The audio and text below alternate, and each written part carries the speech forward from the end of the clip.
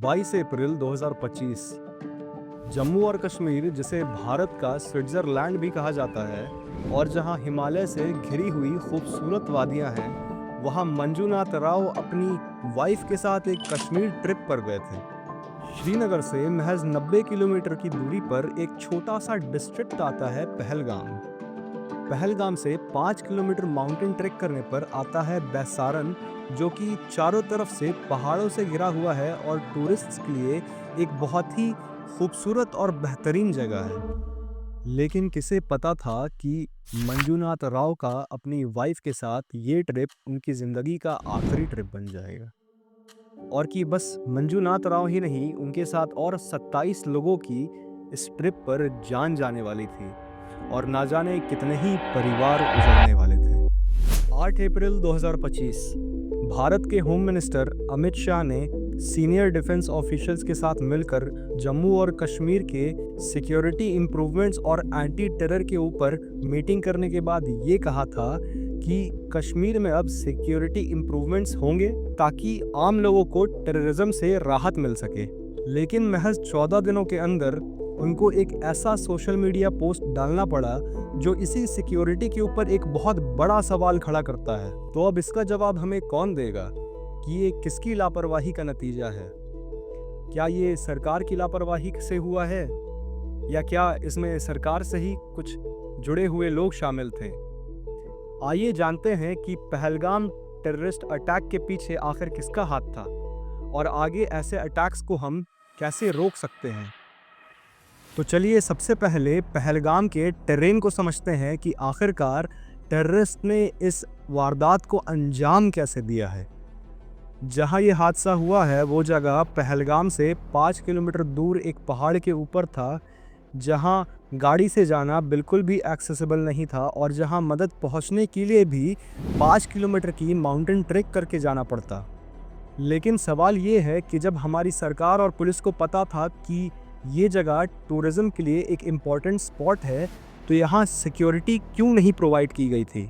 इन्हीं छोटी छोटी चीज़ों की वजह से आज हमारे बीच कई सारे लोग नहीं रहे जो कश्मीर सिर्फ इसलिए घूमने जाते थे क्योंकि उनको अपनी देश के सेना और पुलिस के ऊपर पूरा भरोसा था कि कुछ भी होने पर वो हमेशा उनके आगे खड़े रहेंगे और उनकी सुरक्षा करेंगे। मगर अफसोस वो इसमें नाकामयाब रहे। तो अब आप सब यही सोच रहे होंगे कि इस टेररिस्ट अटैक के पीछे आखिरकार किस ऑर्गेनाइजेशन का हाथ था। तो चलिए बात करते हैं द रेजिस्टेंस फ्रंट के बारे में, जिनको TRF के भी नाम से जाना जाता है। ये टेररिस्ट ग्रुप 2019 में आर्टिकल 360 की अमेंडमेंट के बाद फॉर्म हुआ था। इसके चीफ कमांडर शेख सज्जाद गुल हैं, जिनकी पिक्चर आप स्क्रीन के ऊपर देख सकते हैं। इस ग्रुप में बाहर के लोग नहीं बल्कि इंडिया के ही कश्मीरी लोकल्स होते हैं, जिनको लश्कर तायबा के थ्रू ट्रेन किया जाता है।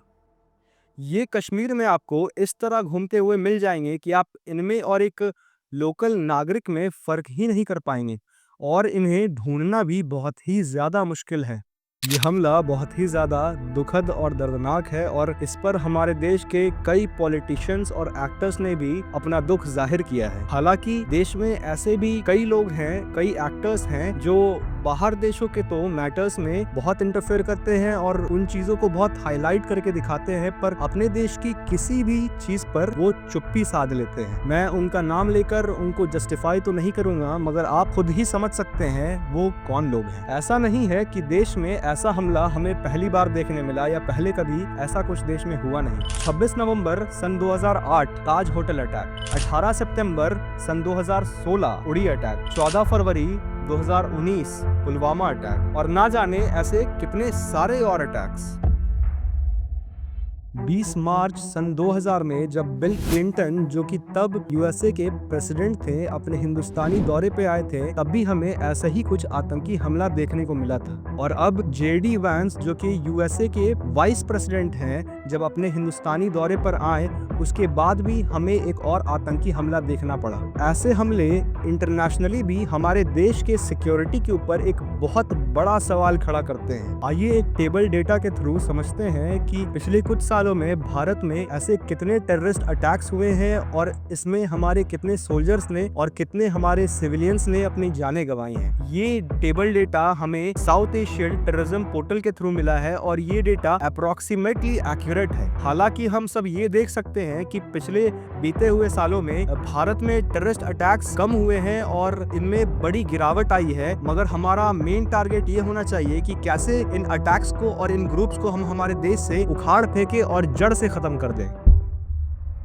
अब इस हादसे पर शोक मनाने का वक्त नहीं है, बल्कि सरकार द्वारा इस पर कड़े से कड़े कदम उठाने का वक्त आ गया है। हमें टेररिज्म को अपने देश से जड़ से उखाड़ना पड़ेगा, तभी जाकर कहीं हम इस पर अपना शिकंजा कस सकेंगे। सरकार को पाकिस्तान को फाइनेंशियल और इकोनॉमिकल बेसिस पर गहरी चोट पहुंचानी पड़ेगी, तभी कहीं जाकर पाकिस्तान इन टेररिस्ट ग्रुप्स को फंडिंग नहीं दे पाएगा। और कश्मीर और टेररिस्ट बेस्ड कैंप्स पर सरकार को और हमारी देश की सेना को रिवेंज स्ट्राइक्स करके और कश्मीर में सर्च ऑपरेशंस करके ही किसी न किसी तरह पूरे कश्मीर से टेररिस्ट ग्रुप्स को जड़ से उखाड़ना होगा, तभी जाकर कहीं वहाँ के लोग सेफ होंगे और सिक्योर्ड होंगे। और मुझे अपनी देश की सेना पर पूरा भरोसा है, क्योंकि उन्होंने पहले भी उड़ी सर्जिकल स्ट्राइक और बालाकोट एयर स्ट्राइक जैसे कदम उठाकर इन टेररिस्ट ग्रुप्स को मुंह तोड़ जवाब दिया है। मेरे इस वीडियो के थ्रू मैं अपना पॉइंट ऑफ व्यू आप सभी तक पहुंचाना चाहता हूं और ये कहना चाहता हूं कि ये जंग हम सभी देशवासियों के लिए एक जंग है और हम सबको ये मिलकर लड़नी पड़ेगी। और कोई धर्म ये नहीं सिखाता